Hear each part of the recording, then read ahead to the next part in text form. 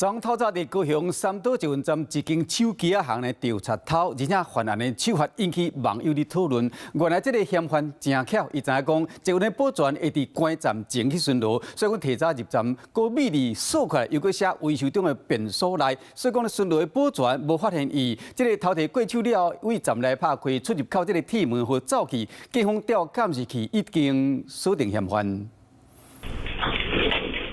穿乌衫底乌帽的查甫人真细腻，我门离趁起身行入店家，趁手机店休困了后来偷摕物件。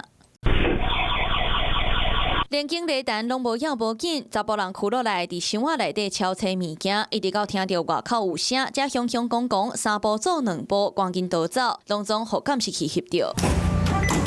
伫昨日半暝，高雄三岛捷运站店家发现有5支手机互偷摕，就报警察处理。高检嘛透露，嫌犯考虑了有外周转。捷运末班车后，观站前保全人员会进行全站巡视，该窃贼系蓄意躲藏，因此未被发现。原来伊伫咧暗时11点外就提早进站备起来，佮调工选伫咧修理的便所，佮为外口锁起来，互家己莫互发现。锁落来伫咧半暝2点50分偷摕物件，了后为站内开出入口的铁门逃走。 规个过程看起来拢计划好势，警方嘛无排除是疑标犯案。待原调阅监视器追查发现，一名头戴黑色帽子男子徒手窃取店内手机后离去。本分局后续扩大调阅。